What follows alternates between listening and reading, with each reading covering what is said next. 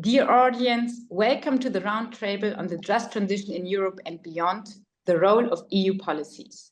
My name is Leonie Reins. I'm Professor of Public Law and Sustainability at Erasmus University at the Law School in Rotterdam, and I will be today's moderator of this roundtable.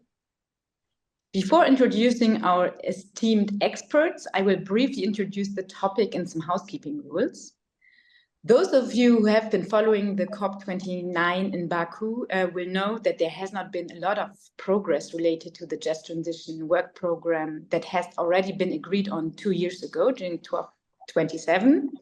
The objectives of that program were defined last year at the COP28, and first meetings of the program have been held during the summer of this year.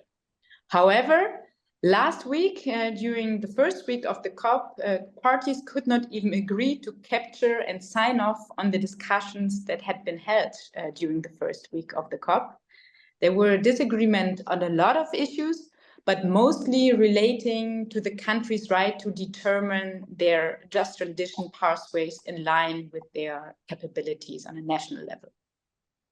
Then, the second annual high-level roundtable of ministers on the just transition took place about 2 days ago during the second week of the COP, but also didn't gather any groundbreaking new insights. So right now, maybe more as a fun fact than an actual achievement, one can say that the fact that the ILO, the International Labour Organization, together with the European Union has established a Just Transition Pavilion at COP29 is one of the few positive news in this aspect. So against this background, especially the lack at the COP that we're seeing right now, we gather here today and discuss and explore the role of the EU in the just transition in Europe, but also clearly beyond. That means, what are the EU just transition policies? What is their impact internally? And what is the impact globally? And could there even be more impact looking at the COP negotiation? I guess we all agree that the concept of a just transition started as a political aspiration, or you could even refer it to as a buzzword, but we can slowly observe that it's also becoming more body to it, and even that there's an evolution towards a legal concept. So what we will do today is to examine the concept's legal evolution, its inclusion in EU legislation, but also its surrounding challenges in its implementation, but also related to its effectiveness. So we will kick off with the roundtable with some statements of the speakers and then some questions by me. But of course, we would also like to give the floor to the audience to ask questions to the speakers. So please feel free to already write them in the QA function, and then we will collect them and also, if you wish, give you the floor to ask them directly. Now, finally, I'm really happy to be sitting at this online roundtable with 4 participants from various backgrounds and expertises, whoever all focus on the topic of the just transition. So I will introduce them briefly in the order that they appear on my screen. And I'm very happy to welcome Max Bird from the World Wildlife Fund for Nature, WWF. And Max is the Senior Policy Officer for Just Transition within the Climate and Energy team in WWF in the European Policy Office. She holds a postgraduate certificate in climate change and energy from the University of Antwerp and a Master of Science in Development Management from the London School of Economics. She previously worked in humanitarian aid. Then, Catherine Gansleben, who leads the group on enabling system change at the European Environmental Agency. Catherine manages a diverse team of senior experts who track progress towards sustainability in Europe and also support the design and implementation of EU financial sustainable finance in Europe. She previously led the group on air pollution, environment and health at the EAA and also served as the head of the group on green economy at the EAA. Then Vilja Jonsson, doctoral research at the University of Eastern Finland. She holds a Master of Science in Public International Law from the Abo Academy University, and her research explores the legal evaluation of the just transition in EU and national climate law and the mechanisms that are applied for the implementation of a just transition in different jurisdictions. And then last, but certainly not least, I'm happy to welcome Raluca Ionescu Isaksen, who is Policy Officer at DG Climate at the European Commission in Unit A3 on climate governance. She graduated from the Management Faculty of the Academy of Economic Studies in Bucharest and obtained a master's degree in Business Administration at the National Political and Administrative Studies Faculty in Bucharest, as well as a Master in Green Growth from the Norwegian Business School in Oslo. In 2023, she joined the Climate Governance Plans and Mainstreaming Unit of DG Klima at the Commission to work on just transition and coordinate and cooperate the country desk network. Thank you very much to all of you for agreeing to be here in these busy times, especially with international negotiations lurking in the background. Before starting the roundtable discussion as such, I would like to give each speaker the opportunity to make a brief introduction statement on the question on what does the just transition mean for your everyday work. And I suggest I will go with the order of my screen again for the introductions statements. So could I ask, please, Meg, to start? Thank you, Leonie, and thanks again for this, for bringing us together for this very interesting discussion. So what does just transition mean from where I'm sit? Well, I'm in WWF. I'm working in our climate and energy policy team. Our mission as an organisation is to stop the degradation of the planet's natural environment and to build a future in which people and nature can live in harmony. So it's really about people and planet. And I have the privilege of not having to wrestle with legal definitions of just transition like some of my colleagues within that. Obviously, turning around this terrible climate crisis that we're in is essential for nature, biodiversity, and for people. And within that, the just transition is an essential building block for us of actually our addressing this crisis. So what does the just mean? Well, for us, a just transition is a fair one. That's fair for everybody. We're talking about workers, but we're also talking about households. We're talking about communities. We're talking about regions. A just transition is fast. We know the problem. We know the cost of inaction. We've got to tackle the crisis as fast as possible. And we know that the slower we do it, the more people will lose out. A just transition is part of a wider strategy for both energy transition, nature protection, and the wider sort of societal shift that we know we need to make towards sustainable living. It's just because we do it the way we know we should do it. It's planned and implemented early, preemptively. It's not an add-on at the end. And it's an inclusive transition. It has meaningful stakeholder participation, lots of civil and social dialogue. So that's the things that we're expecting from a just transition. I'm not timing myself. I hope that was quick enough. That definitely was very quick and also very concrete. Thank you very much. I wrote down some keywords, but before going into that, I would like to now give the floor to Catherine. Super, thank you so much, Leonie. And maybe building on what Mag said there, at the European Environment Agency, we've been working on these processes of transitions towards sustainability for several years now, and really looking at how profound those changes are to both our economies, but also our infrastructure, and indeed our behaviors, both as citizens and as consumers, and our society. And I think what we all see, particularly after this summer of protests in Brussels, is that those processes create winners and they create losers. And if we don't address the concerns of the losers, then they will protest, and rightly so. And that can really shift the political situation in Europe. So we see that sustainability transitions can't be delivered without addressing this social concern.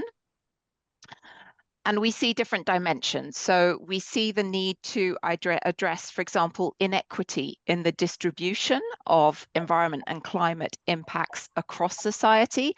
And that's, of course, both within Europe, but also very important globally when we talk about climate change. But we also see that the policies that we put in place to move us towards net zero, circularity, reversing biodiversity loss, they also impact on society. They impact on people's livelihoods, they impact on the cost of living, and we have to think about how we distribute the costs of the transition, this big question of who's going to pay. At the EA, we just published a report on just sustainability transitions from concept to practice, led by my colleague Martina Bisello, and I think you commented on that, Raluca, so thank you for that. And in that, we define what does this mean, right? So what is justice in sustainability transitions? And I just take my last few minutes, I think, to say that. So first of all, it's about distribution, right? It's about who pays. So this issue of, for example, carbon taxes, where we know that they're regressive, and so the poorest people in society pay more. So how do we compensate for that? And the Social Climate Fund is, of course, a mechanism that has been put in place to address that. But then we also have this inequity in exposure to environmental risks. For example, we know that across Europe, the poorest communities are most exposed to poor air quality. And there's a significant difference between the poorest and the richest areas in terms of the quality of their environment. We then have the issue of procedural justice, which looks at fairness in our institutions, our procedures and practices of decision-making, access and representation, stakeholder engagement. And I think there, this recent strategic dialogue on the future of agriculture organized by the Commission in response to the farmers' protests is a really nice example of how we can try and make those decision-making processes more inclusive and work towards consensus. And then we have this issue of recognition, really respecting, engaging with, and reflecting diverse cultures and perspectives. This is, of course, very pertinent at the global level, where we see the involvement of indigenous communities in the Convention for Biological Diversity, but also the UNFCCC process. But it also is relevant at European level. If I take the Roma community, the largest ethnic group in Europe, there's no MEP at the moment in the European Parliament representing the Roma community. If we talk about youth engagement, this is something that's been picked up by the new Commission with a Commissioner for Intergenerational Justice. Or in Europe, we do have the Sami community, and Vilja, I imagine you're familiar with some of the processes in Finland to engage and recognize their concerns. So that's what I think I'll start with, but I encourage you to have a look at our report, and I'll put the link in the chat. Thank you. Thank you very much, Catherine. Without further ado, I would like to give the floor to Vilja now. Thanks a lot, Leonie, and good afternoon to everyone. Very glad to be here. Kind of coming into this discussion as a researcher, I thought it would be useful to somehow explain kind of how I position my own work against other academic work being done on just transition. I would say that more generally, just transition is a topic that is gaining a lot of attention in academia at the moment, but it's good to highlight that researchers approach the concept quite differently.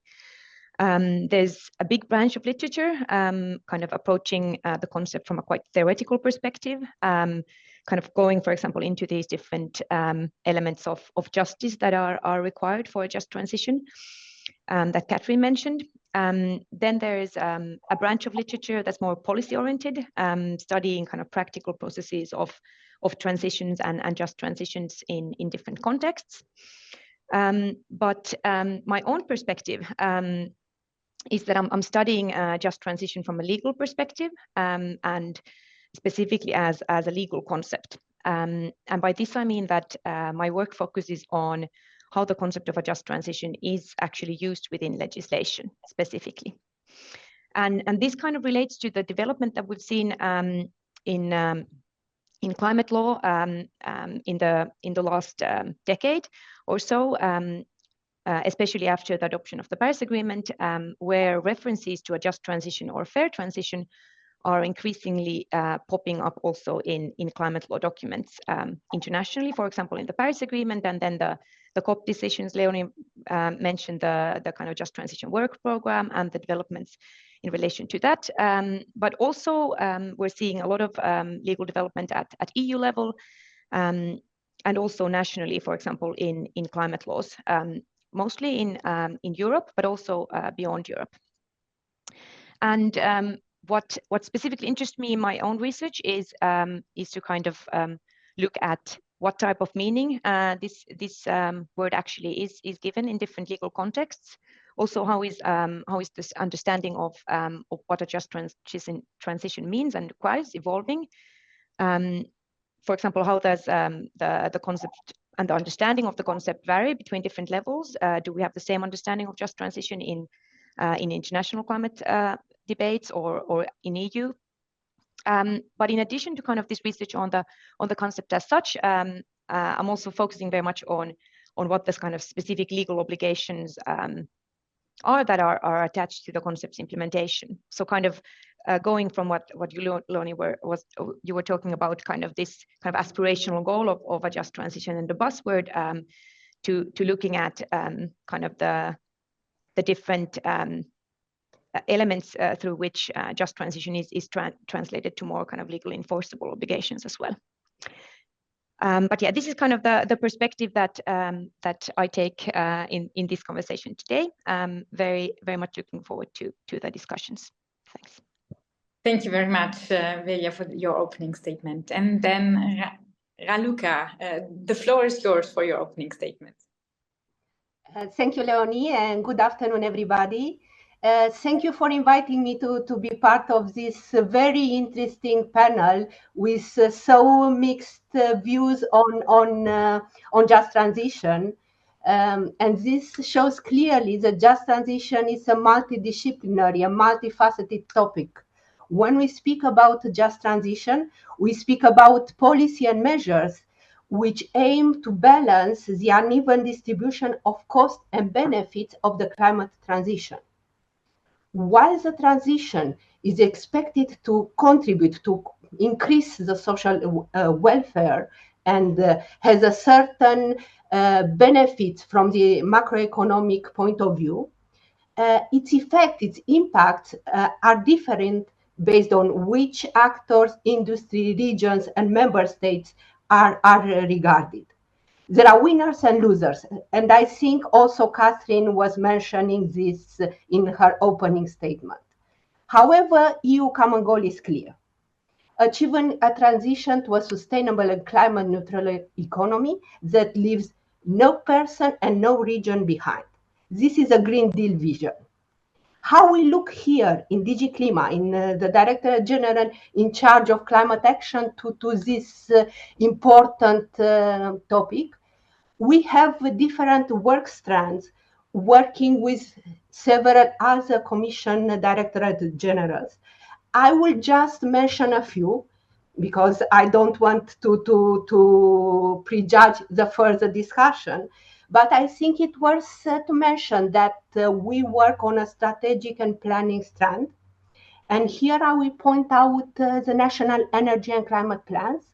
And all the member states had to update their national energy and climate plans, and they had to submit them to the Commission by mid-June 2024, this year. This is a national strategy, but this national strategy is also a key opportunity for member states to look into a more general, more wider way to how they support, how they plan just transition. In the same strand, we look also to just transition in the European semester, which is the annual macroeconomic exercise. And here we even have an annex looking to some aspects of the just transition. Then from this more strategic and planning strand, we would go to a more tools measure strand, And I will point out here the Commission recommendation, the Council recommendation on ensuring a just transition. This Council recommendation is stemming directly from the vision of the Green Deal. And nevertheless, as there are winners and losers, and we need to support those who are most affected by the transition to the climate neutrality, we are looking also in terms of funding and climate mainstreaming in the multi-annual financial framework strand. And here I would just point out the Just Transition Fund and Just Transition Mechanism, as well as the future Social Climate Fund, who is looking, and is not yet functioning and will work from 2026, but is looking to the most vulnerable affected by new measures introduced by the European Union. Thank you. Thank you very much for these opening statements. So I gather already a lot of input, especially on the scope of the just transition as they are perceived by our panelists. Some relating to a more theoretical framing of the just transitions, others really practical, and I guess. This relates both to the procedural aspects of the just transition, which have been pointed out to you, such as representation, decision making, but also to the substantive aspects of a just transition, the different actors, the different vulnerable people affected by it, and also the measures, whether they're legally binding or not. So my question, I guess, and a bit of a follow-up to these opening statements is now, what is the scale? So the scope, I got already some ideas, but what is the scale of these just transition? Is it really is it one just transition, or is it many just transitions? So I wonder whether you could elaborate a bit on the scale of it, and then also, because this is the topic of today, what role the EU should play, is playing, has played in this process so far, both internally but also externally. Is there someone who would want to take the floor first? Vilja, maybe you on this one? Yeah? Yes, thanks. I guess I'll base my answer again on the research that I've been doing. So more in terms of what the EU has been doing, and not so much necessarily on what it should be doing. More generally, I think in terms of kind of the scope and scale of just transitions, during the last decade or so, we've seen a kind of shift in the understanding of what a just transition means, kind of coming from a focus on a just transition specifically for workers, looking at workers' rights and needs within the transition, which was kind of the original idea of just transitions, to a more kind of comprehensive interpretation that very much looks at including and protecting the kind of vulnerable and affected social groups. And this also shows in kind of how the legal mentions and understandings of just transition have evolved. Within the EU specifically, I would say that EU adopts a quite broad kind of general conceptualization of the concept. And we can see from the Green Deal already, where they refer to leaving no one behind, which is of course then very comprehensive in terms of the aspirations. But then if we look at kind of the areas where EU is developing more specific legal instruments, we can see that they're focused to two different aspects. First of all, I would say that it's kind of the idea of cohesion policy, supporting different regions that are adversely affected by, for example, the energy transition, very much through the Just Transition Mechanism and the Just Transition Fund. And then the second branch kind of relates to to this idea of supporting vulnerable consumers within the transition, so households and also small or enterprises. And this is, of course, done through the Social Climate Fund. So again, a new funding mechanism that is connected to kind of the expansion of the emissions trading system to buildings and transport. But we can also see this focus of kind of protecting vulnerable consumers in other specifically energy-focused instruments. So for example, energy efficiency or renewable energy focused legislative kind of action. So very much focusing kind of on regions and then on vulnerable consumers. Then if we kind of look more to the international side and especially EU's kind of role in that, according to my interpretation, EU is focusing within its framing very much on a just transition as kind of an internal project for the EU, kind of supporting and being able to share good practices with others, but not seeing that it has a responsibility to, for example, advance just transitions globally.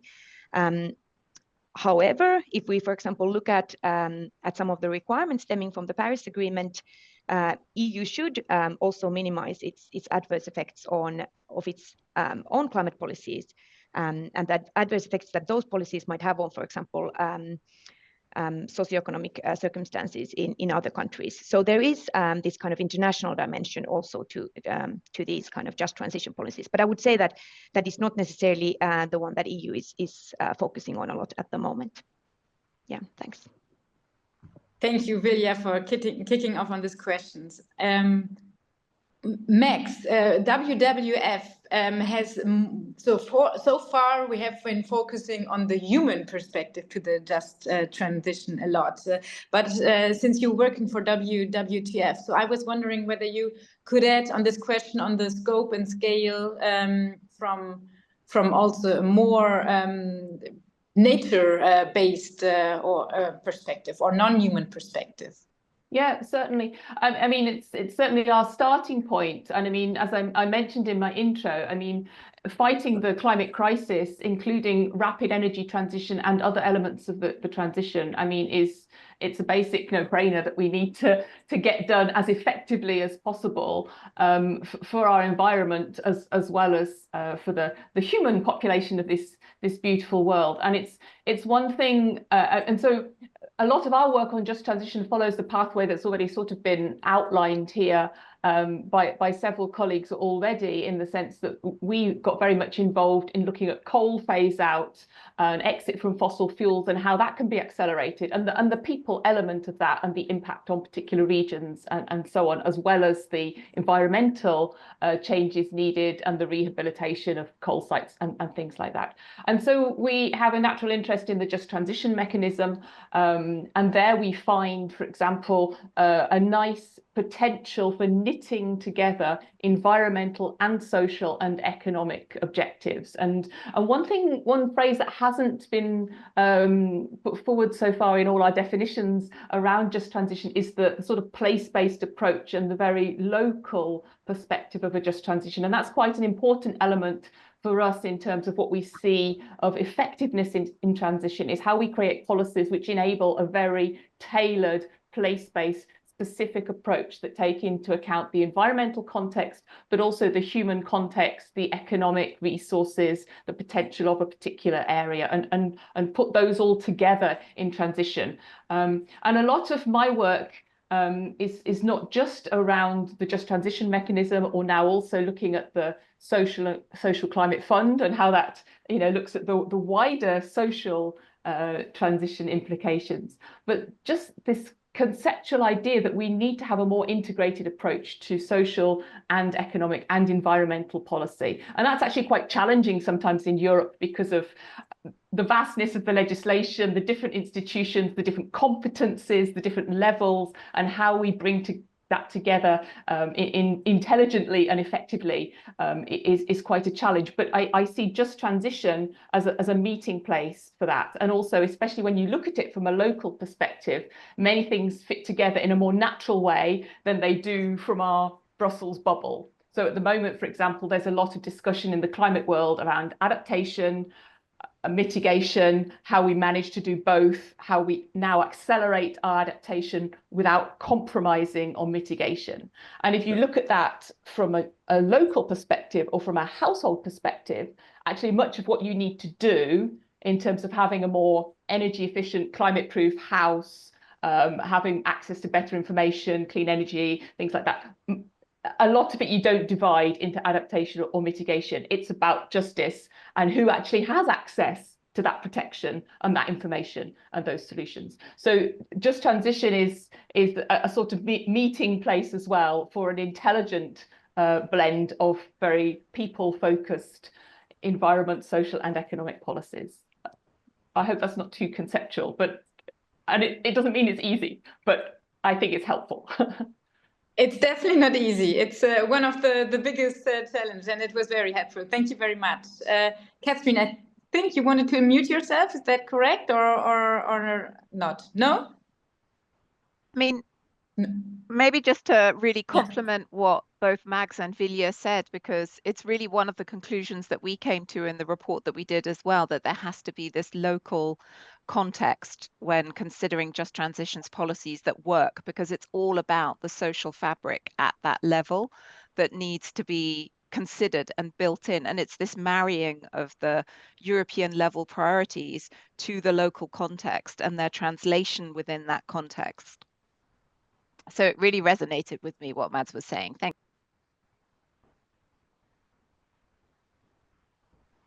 Raluca, do you want to add on that question on the scale and scope and context, or yeah? Yes, of course. Thank you very much. A lot of things have been already said, but I also would like to add a few aspects from the side of the work I'm doing. The framework was mentioned, the vision, the European Green Deal, which offers a lot of opportunities.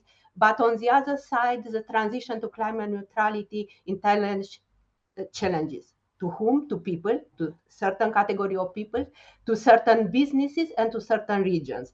And maybe here is a local aspect Megs was mentioning in her remarks. What is clear that not everybody is at the same point on the path to climate neutrality. EU is already providing support to regions and people most affected by the transformation. How is providing support? I will just mention, and I already mentioned in my introductory speech, I was mentioning the Just Transition Fund. This 19.2 billion euro available for regions most affected by the transition to climate neutrality. And this important instrument, which is currently working, which is currently functioning, had a lot of results, a lot of positive results, even though it is one of the first of its kind. It helped contributing to accelerate the whole phase out. Just to briefly explain this, in order to benefit from financing from Just Transition Fund, each region, each member state had to have a certain transition pathway to phase out coal.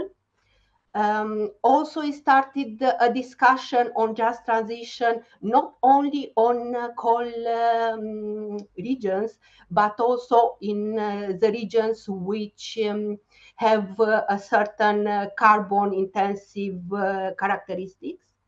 And this happened in close dialogue, in close partnership with the local stakeholders.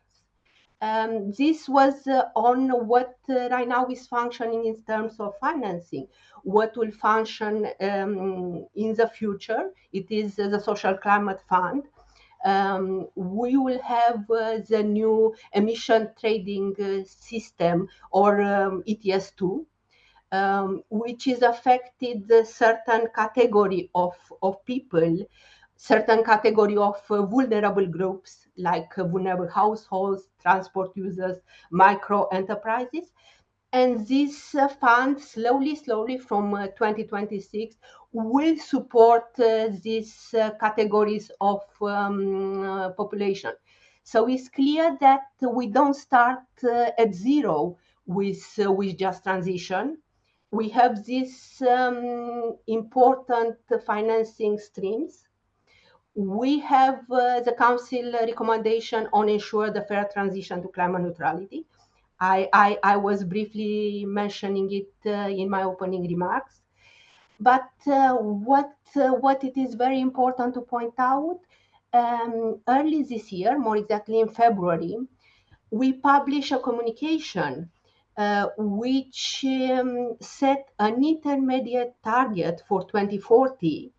And this communication highlighted that just transition is one of the key enabling conditions to accelerate and implement the climate action.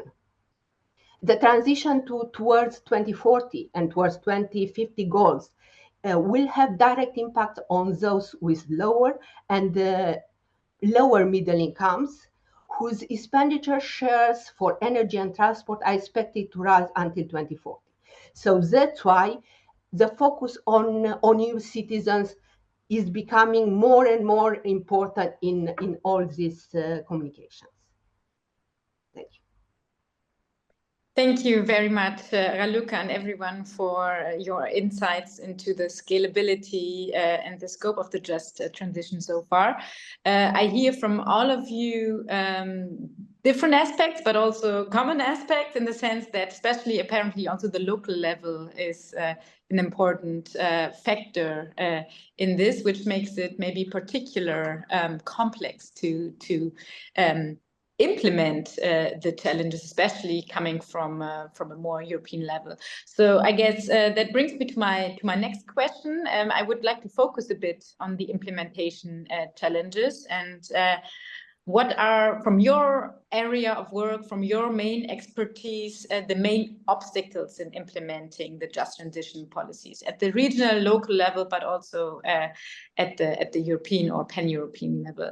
And Raluca, since you're the person from the Commission, and you might have already hinted upon this in your previous answers, but could I give you the floor to kick this off? Yes, thank you, Leonie.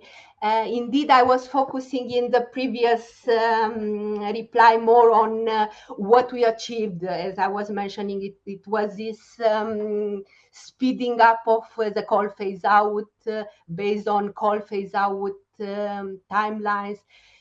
This discussion on just transition in carbon intensive industries. So these are the first results. I think here the question is more, where are the challenges? And the challenges, in my opinion, are linked also with the fact that there are a lot of needs. There are a lot of needs which would attract a lot of need in terms of financing. And based on what we see up to now in terms of financing, we already identify some aspects which can constitute as a reason of slow implementation of what it is currently in terms of financing for just transition. So Just Transition Fund is the first of its kind for the European Union.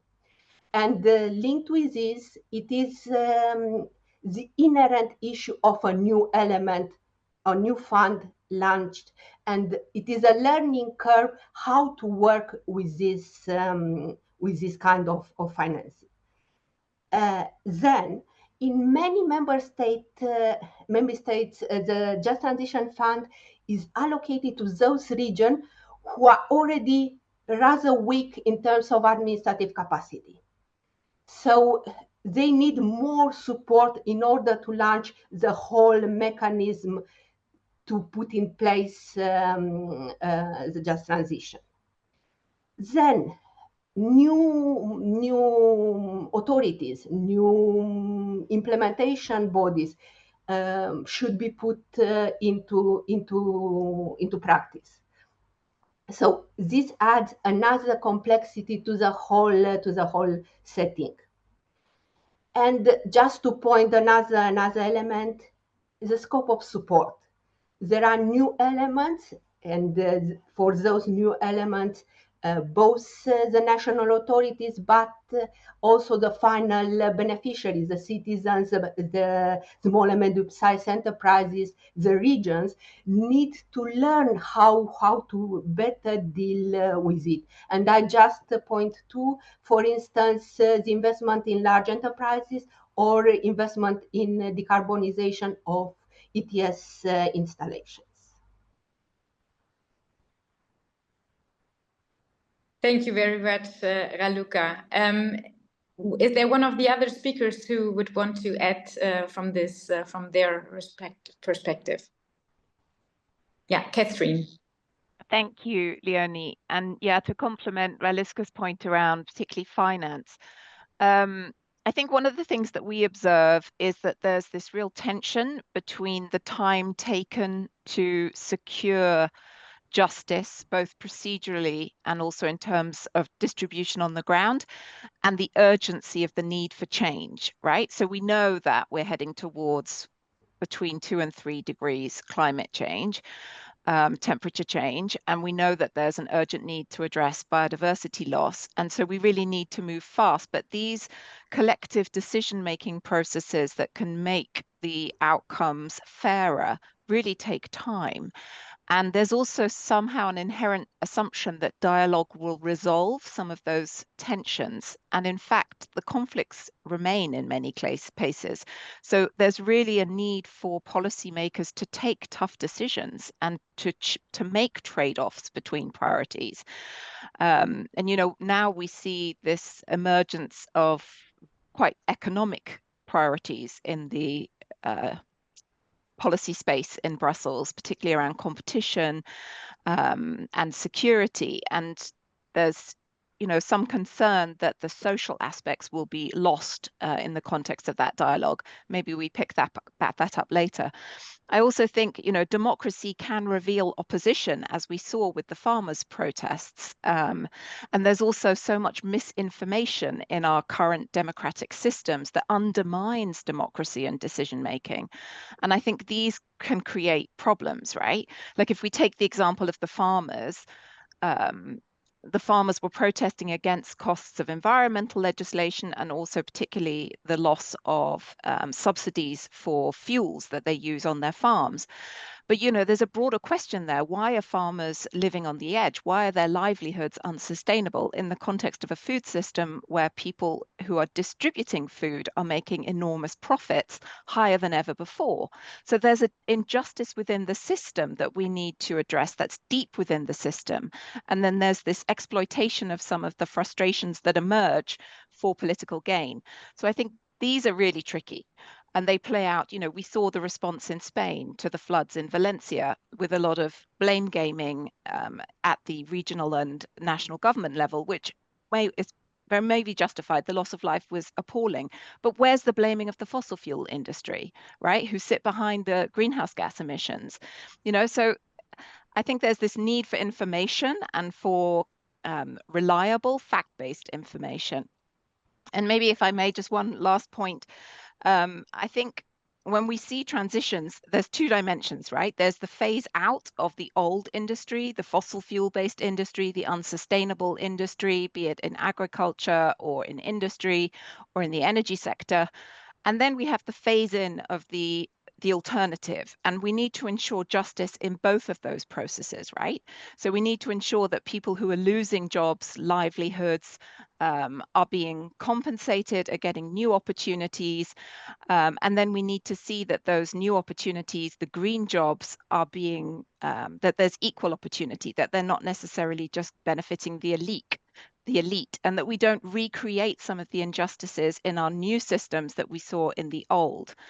I think what I see as well is that the discourse in Brussels at the moment is that we'll have all these green jobs and that the green jobs will solve the justice issue and there'll be quality jobs. But we have to ask ourselves, what kind of jobs are we creating if we reshore mining in the EU, or if we have, you know, very dirty industries reintroduced?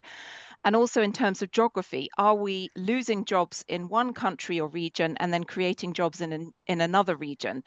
You know, then people have to move essentially in order to be able to benefit. So I think we really need to dig down into some of these issues and look at both phase out and phase in. Thank you. Thank you very much, Catherine. Yes, Meg, the floor is yours. Thank you both. I mean, you both touched on some very important things that resonate a lot. And this idea of the injustices within the system which need to be addressed is a thing that I think is very worth highlighting again and again, and that often the just transition is expected to pick up everything, and climate and energy policy gets the blame for, if you like, the existing ills of our society, which over many more decades we haven't managed to resolve. And I think that's why it's maybe a wider discussion than today, but actually action on all fronts and ensuring a strong social policy and strong social protection, and strong systems that underpin the efforts we're trying to make is really important for environmentalists and others to be talking about, so that we're not pulling the carpet from underneath ourselves, and narratives which look like they are tending towards more austerity measures should be very clearly debunked as not moving us along the line as a society and towards a just transition.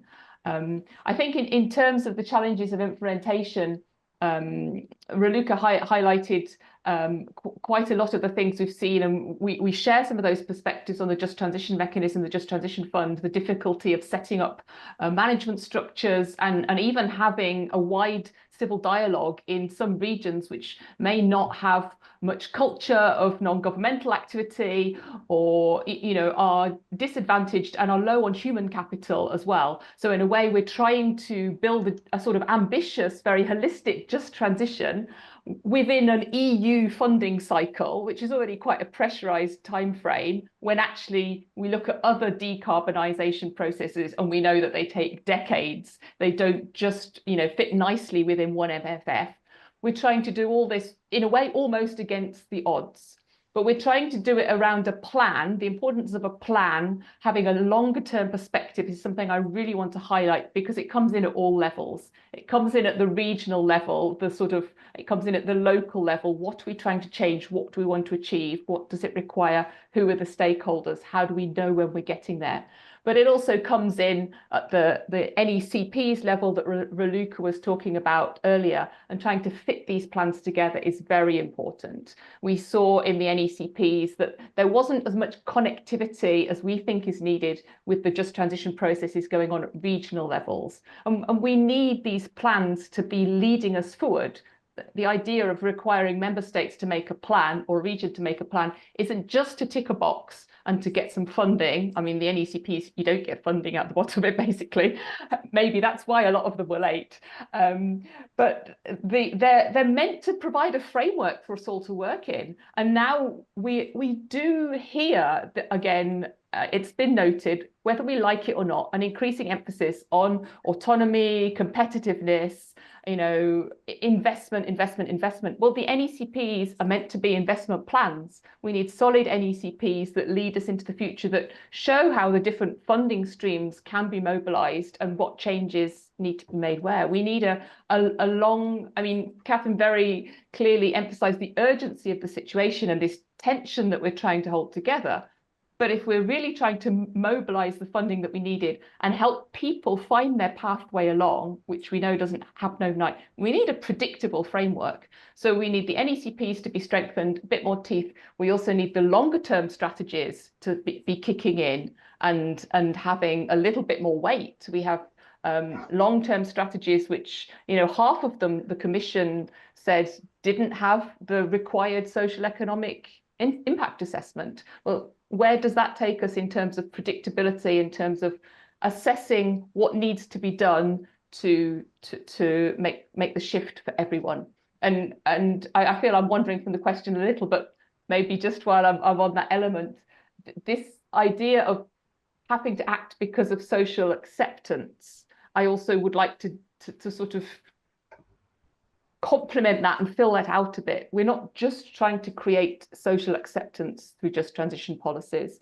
We're trying to create an effective transition. And if we don't have all these levels involved and all the normally least listened to, least resourced people around a table, if we don't have their perspectives on the challenges and their views on the solutions that they need for their homes, for their jobs, we're just not going to have a transition, not because they're going to be out on the streets, but because actually that's quite a lot of the population. We're not going to make that shift to a low carbon economy that we're all talking about if we're not thinking deep, as well as, you know, nice and glossy and acceptable. And that's where maybe, I don't know, I'm not trying to upset the question framework, but maybe we should discuss, you know, more positive narrative, more, let's talk about the costs, more talk about the opportunities, with, of course, some real policies behind that. But this notion of leave no one behind, have we sort of grown out of that? Does that imply this top-down project,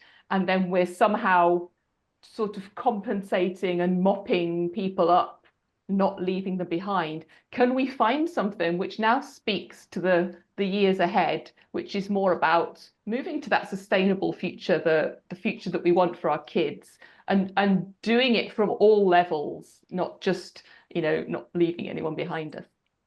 I'll stop now. No, thanks, Megan, actually, for giving the question another twist. That would have been my follow-up question for now, unless, Vilja, you want to add something for the moment? Yeah, maybe just a quick remark, touching a bit about, or on the kind of, I guess what Catherine was mentioning on the kind of political conflicts of change, and then the place-based kind of approach that Max was referring to.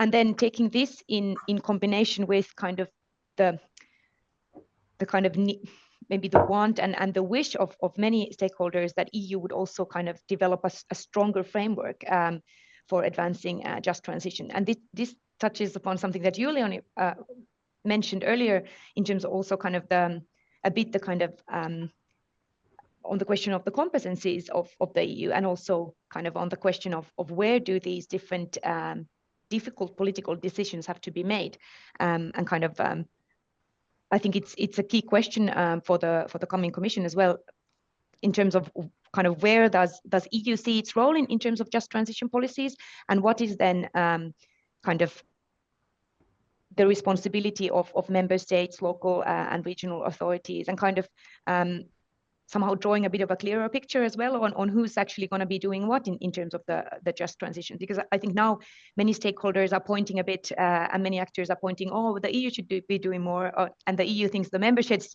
should be implementing some of the kind of guidelines and legal requirements that the EU has put forward, that are still quite broad and leave a lot of room for kind of discretion to member states, as kind of probably the wish and kind of the logical thing is as well, thinking of how kind of how difficult these political decisions are, and kind of the idea of subsidiarity and so on. So I think this is just to mention kind of, I think one of the key questions to also think about, maybe coming from this legal perspective and kind of looking at these frameworks that we have in place.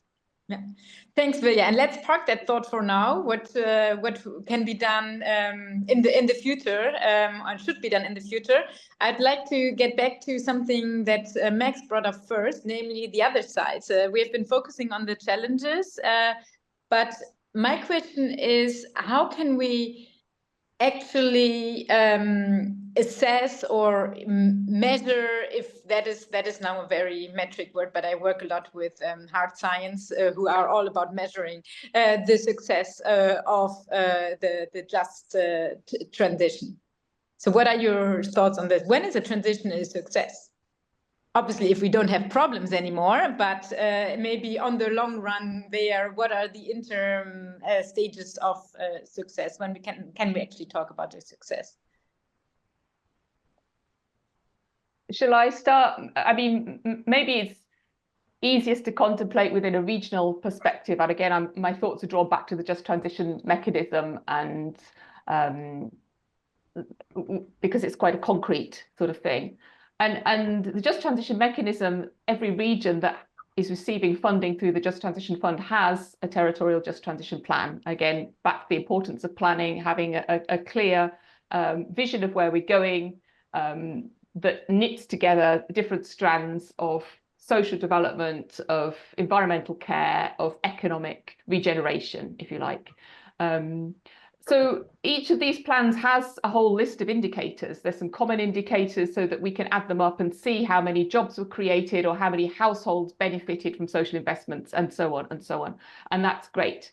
And so I think we need to look broadly at, if you like, different indicators from different perspectives, from employment, from household perspective, from, you know, you can take regional GDP figures and things like that.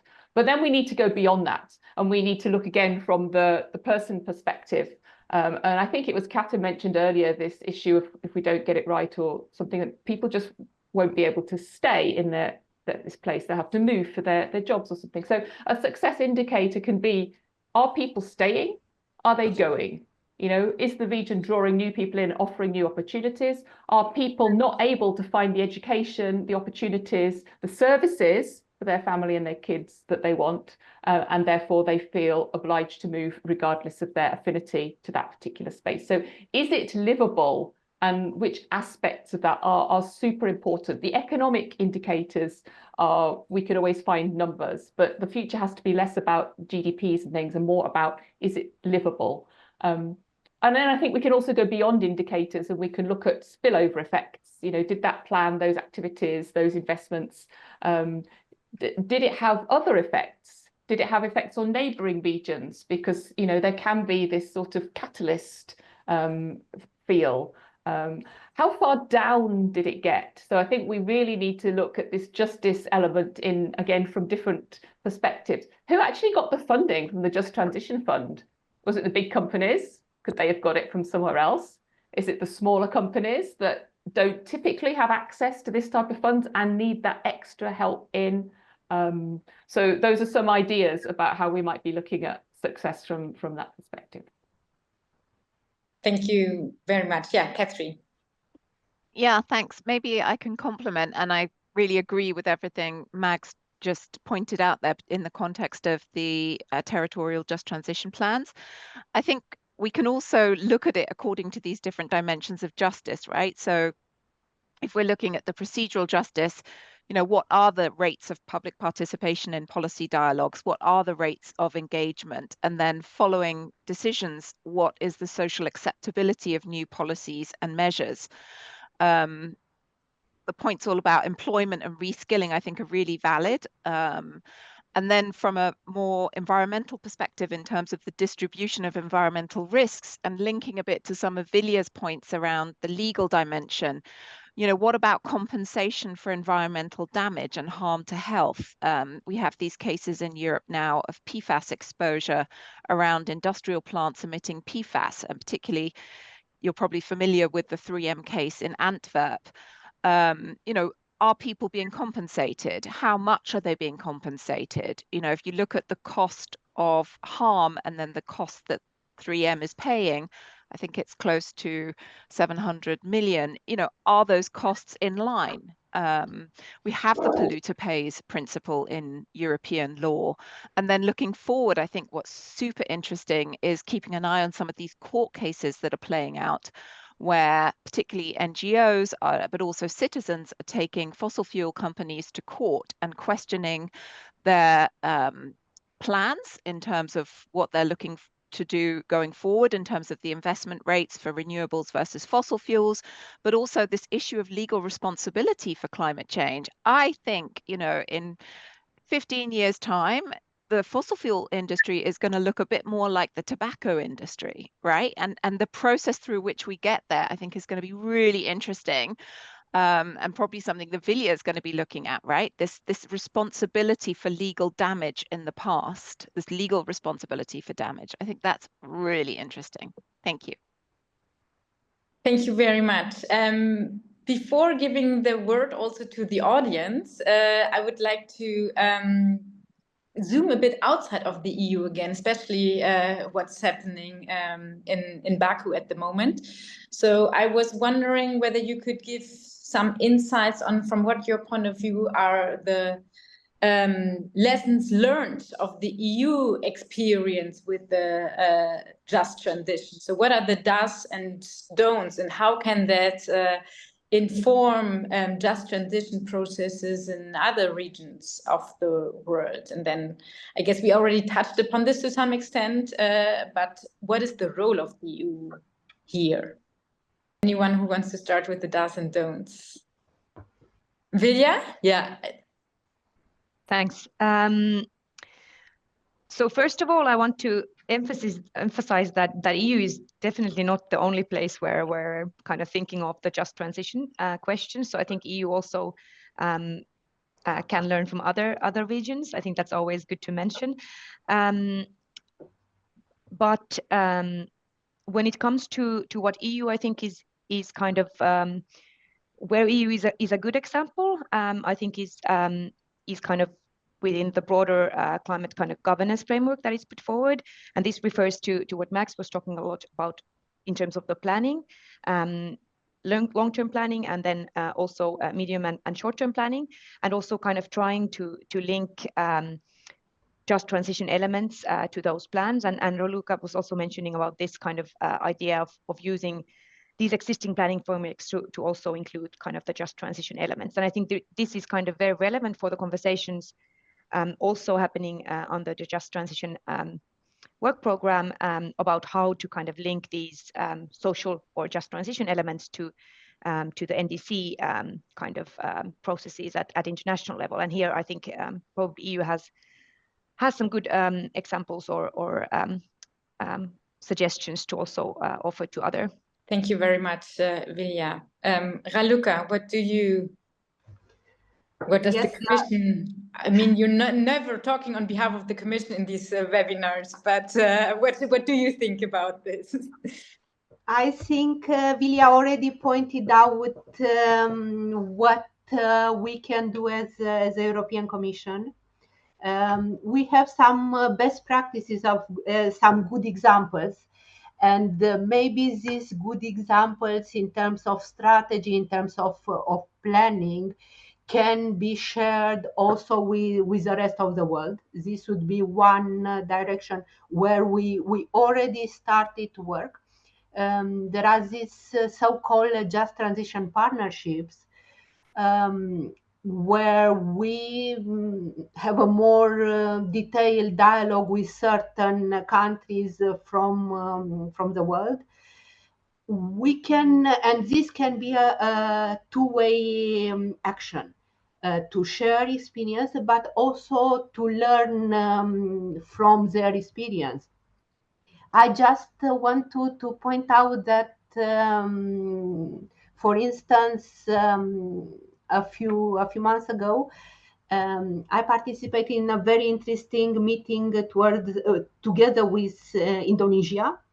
And Indonesia has a goal to achieve carbon neutrality by 2060.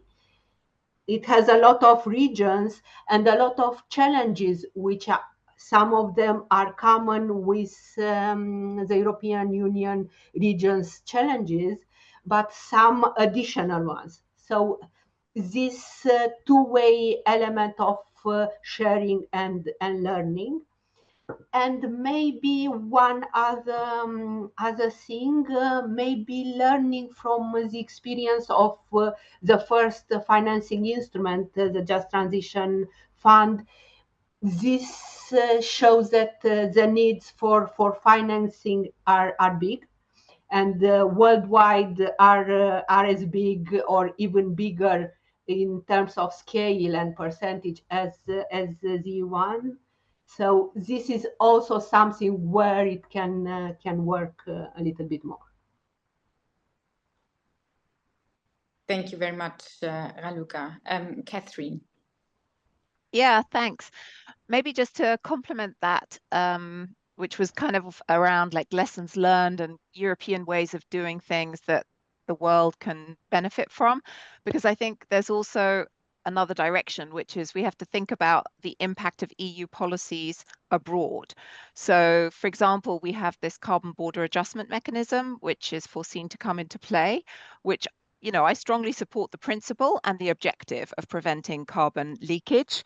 But what I see is that that will have impacts outside of Europe, and some of them are very much linked to livelihoods and, you know, impacting on areas that of industrial production and will lead to job losses, right? So how do we think about making sure that the changes inside Europe are then enabled outside of Europe as well? So the availability of financing for the green transition outside of Europe, where the costs of capital are much higher generally.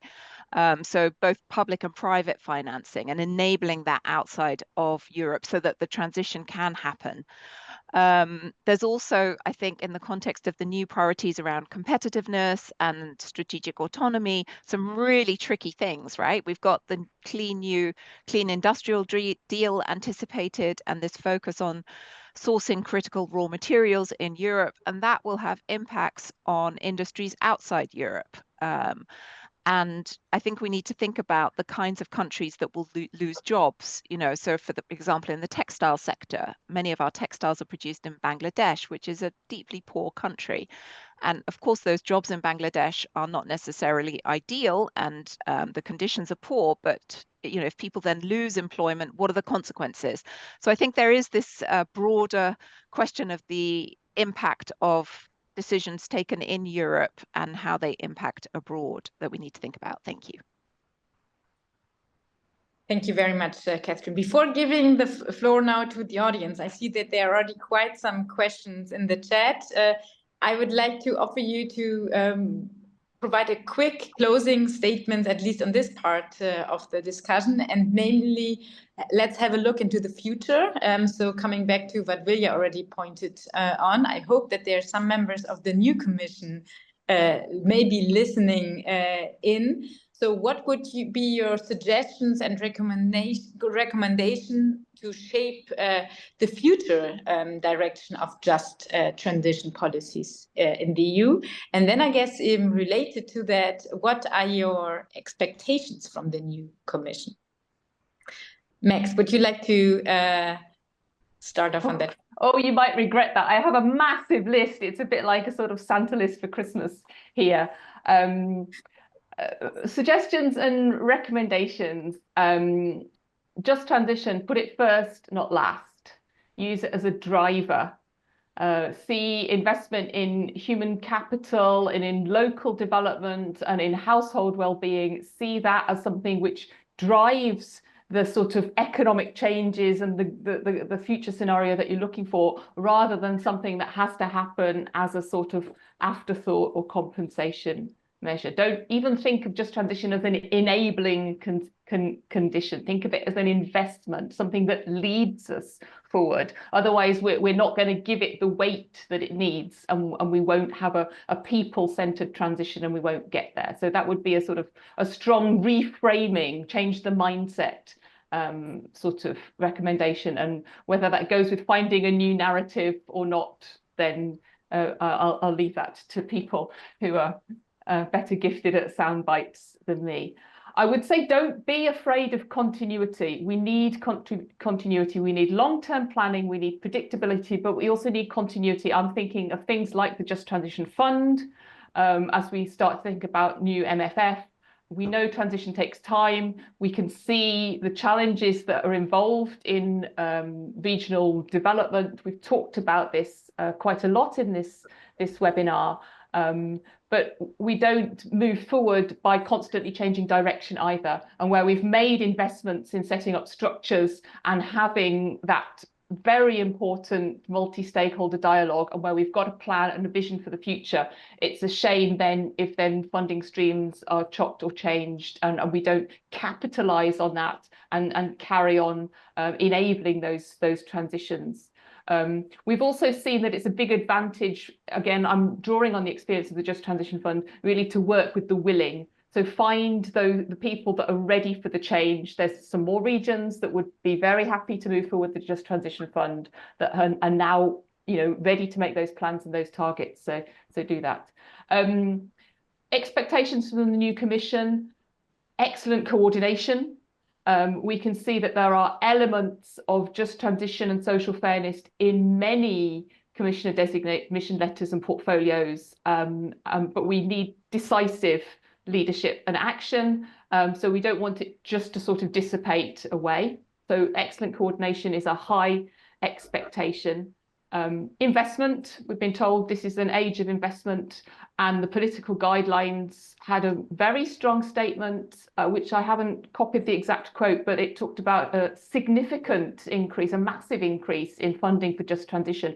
And we're still looking for actually where that is going to hit. Again, we need something visible. We need to see the social and green investment. So please, strong request, create something visible that we can mobilize around. We need the twin track approach. We need something visible and credible, which keeps catalyzing and really funding the investment that we need in just transition, as well as the policy consistency and the mainstreaming aspect as well.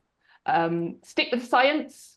Emphasize the science, the data. We know that we need to do the social side of things. We need more social science in our reports. We know that we need to do the social economic distributional impact assessments ahead. We need to take them seriously. We need to work with that again in order to have effective results, not just enabling conditions. Ramp up the participation and give us some hard phase outs for the fossil fuels. Let's have some action. Thank you. Yeah, thanks, Meg. That was indeed a very nice list. Do the others really briefly want to comment on or add on to this list, or shall we give the words to the audience for the last 20 minutes? Yeah, Vilja, yes.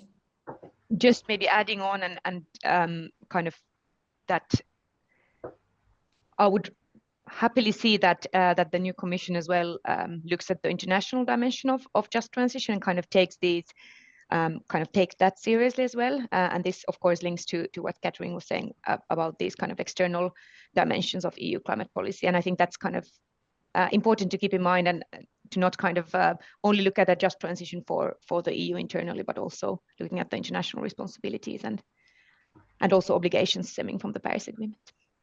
Thanks. Thanks, Vilja. Catherine, yes. Thanks. Yeah, sorry, I abuse our position, but just to add, I think we need to stay on track with the European Green Deal. So I agree with Mag's points around continuity, and I think a deeper integration of social justice across policies. There's also an idea floating around for a Just Transitions Observatory, which would then track and monitor the implementation of these policies. I think that's a great idea, linking to the points around data and science-based. And then I think this fast pace of technological change must be matched by this deeper transformation to achieve sustainability, which includes looking at upstream demand and consumption and inequity around consumption. And I think we need to make it cheaper to buy green for all citizens and all companies, so that it's not a luxury to be able to buy the sustainable product, but rather it's the cheaper option. And then finally, I can't resist myself from saying, you know, in this context of a new focus on competitiveness, we cannot sacrifice European living standards on the altar of competitiveness. The economy serves the people. It has to stay that way round. We celebrate our living standards in Europe. That's part of our competitiveness as an attractive place to live. So let's keep them. Thank you. Thank you very much, Catherine. Raluca, as part of the current Commission, is there anything you would like to add on this? Thank you. A lot of things have already been said, a lot of very interesting idea, and I think this give a lot of food for thought for the future Commission when it will start to work. A few thoughts also in addition to this. It is clear that all we have an important part to play for the just transition. Every country, every region, every local authority, every industry, not only the European Union. So it's a coordinated effort. more going in the line Megs was pointing out, to support people, businesses, regions that really need, those who are making the highest effort to transform, to continue to support and put people at the core of the vision for Europe until 2050. And just one additional point, the political guidance of our president of the Commission designate clearly state that people and their jobs must always remain at the heart of our social market economy. This was a quota. And indeed, it was pointed out the need to ensure a just transition for all and an important increase in the financing. It is clear that the transformation will work only if it is just and it works for all. Thank you. Thank you very much. Just browsing through the questions that we have in the chat. There are quite many, and unfortunately, we only have 15 minutes left. So I would like to. Some of them actually, I guess, have already been touched upon in the discussion. I would like to zoom into the question asked by Chiara Ameni for now. Who says, Chiara, I don't know whether you want to unmute yourself and ask, but the question is on the role of individual rights. I don't know whether people can actually unmute themselves. I guess not. So then the question, I will read it out. So what is the role of individual rights, in particular the avenues for a closer integration of environmental and social rights as drivers to support the just transition policies? Are there any thoughts on this? Can I step in? I see that that this is a kind of one of the strongest avenues in legal research, looking at kind of the existing legal instruments that we have in place that can somehow advance and support the kind of bigger ideal of a just transition. So definitely, we're talking about labor rights, we're talking about other socioeconomic rights, but also then about participatory rights, for example. So I think these kind of rights are definitely a part of the conversation about the different legal mechanisms to kind of try to advance a just transition. And many colleagues are working on this, so probably there will be interesting research coming up on this as well. But a very good point to raise. Thanks for that. Thank you very much. Any other views on that? I'm happy not to be a legal expert, as I've already said all the disclaimers. But when in response to that question, it made me think that we haven't talked much about energy poverty and where that fits with the just transition conversation. And there's a lot of overlap there. And I think it's very welcome that the Social Climate Fund discussions going on at the moment about how to make effective social climate plans are really, in a way, added dynamism to the issue of how we assess energy poverty, what are the indicators that we might use, how those intersect with transport poverty and other types of household poverty.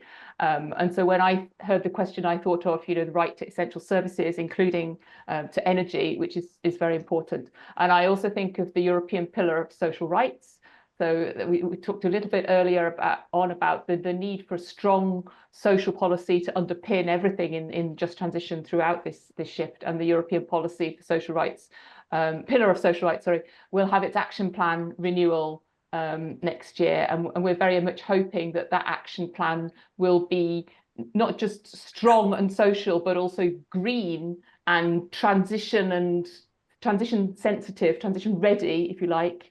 And climate proof in this age of climate crises. I think we need an even stronger pillar of social rights for those people who, whose house is swept away by floods and need the social services and protection afterwards and all the associated things. So this link very much around in individual rights between social rights and other rights, and the right to a livable planet is very strong. Thank you. Yeah. Thank you very much. And then there's also an interesting question brought up by Ellen Matthews. All of them are interesting, but I'm trying to picture those we haven't touched upon yet. So it's about the outcome of the strategic dialogue on the future of agriculture. One of the suggestions coming out of the dialogue was that there should be a specific agricultural just transition fund. And then the question is to the panelists, do panelists think this is a feasible and a good idea, or whether it would just duplicate existing funds?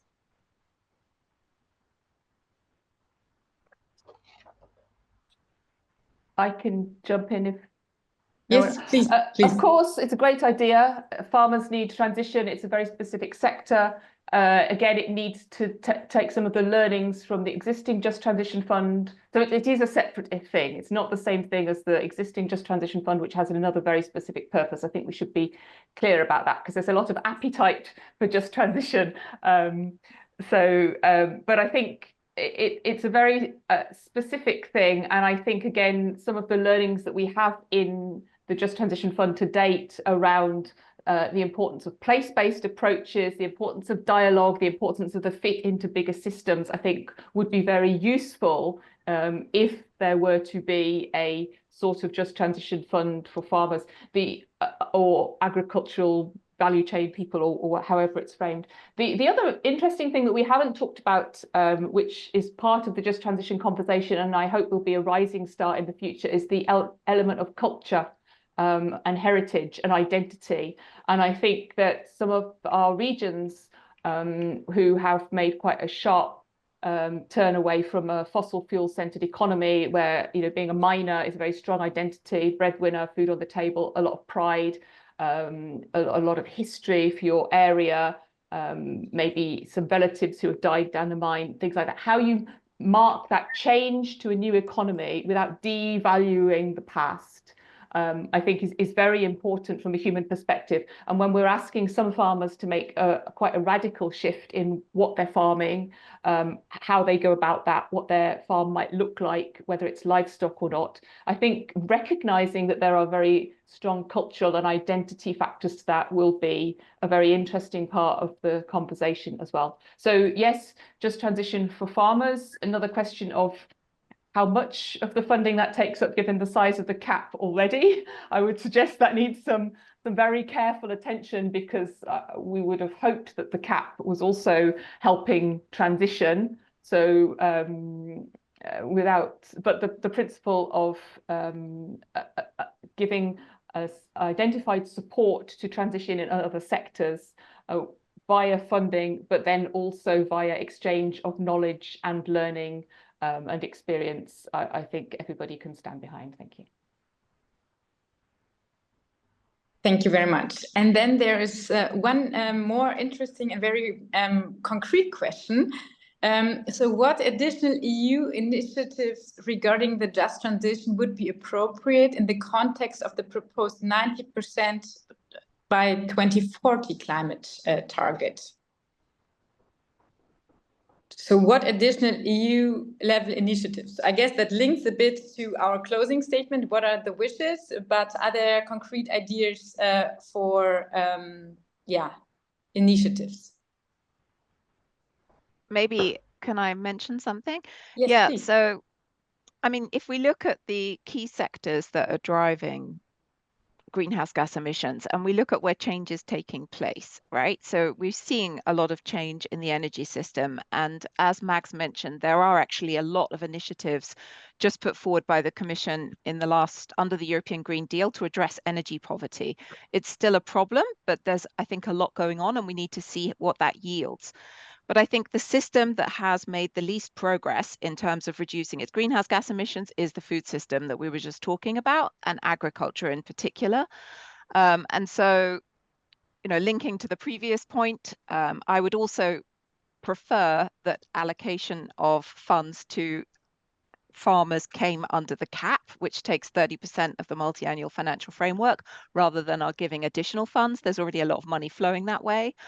But what I see is a need to shift the cost of food upstream for consumers, because we have a context now where unhealthy diets and unsustainable diets are way cheaper than sustainable and healthy diets. And I think if we really want to make a change in the food system, we need to address the demand and consumption side.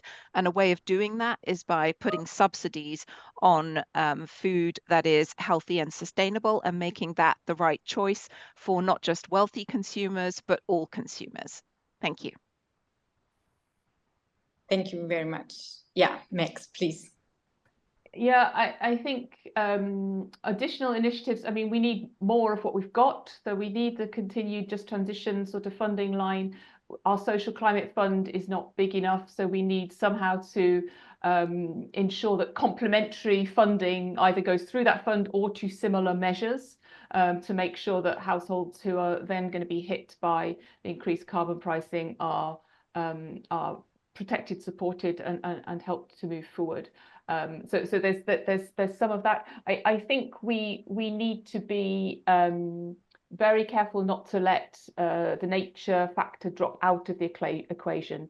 Just because we have a climate headline, we can't put an artificial division between climate and biodiversity and play nature and climate off against each other, which is a tendency that we're starting to see in some areas of the political scene. That's very dangerous. Nature is our biggest ally against climate change. So an integral part of meeting our climate targets should be ensuring that we are not only safeguarding but restoring our nature and biodiversity. Otherwise, we're taking from one and pulling from another, and it's not coherent. So initiatives that make sure that nature is protected and restored as part of our climate initiatives, I think, would be very welcome. Thank you very much. Vi, I'm not sure whether you want to unmute or not. Yes, please. Yeah, just to raise that initiative that Catherine was mentioning about the Just Transition Observatory.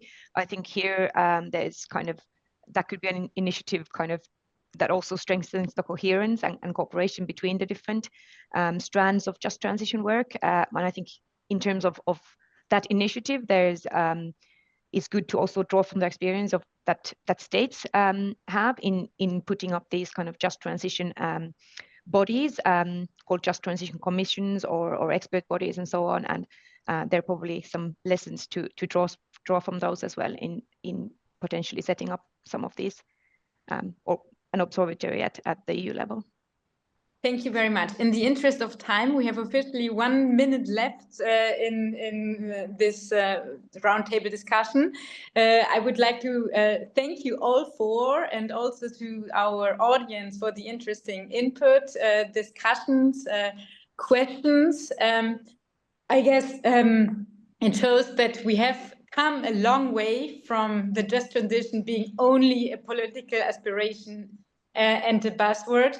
But yet there's maybe even more work to do to address the challenges in implementation, to make it appear transition fast, fair, embedded in the proper policy, to come back to Mac's opening statements, and also to foster the dialogue. And I guess at least on this last part, these kind of initiatives are so valuable. So let's continue the dialogue on this setting, and let's also hope that the dialogue on the much broader setting in Baku is being continued, and the other topics to come. So I would like to thank all of you, and it's also especially the GreenDeal-NET organizers for bringing us together today, and let's hope that we might reconvene again in a couple of months, years, decades, hopefully not, and have the thought, okay, we've gone even a longer way than from COP29. Thank you very much to everyone, and a pleasant afternoon.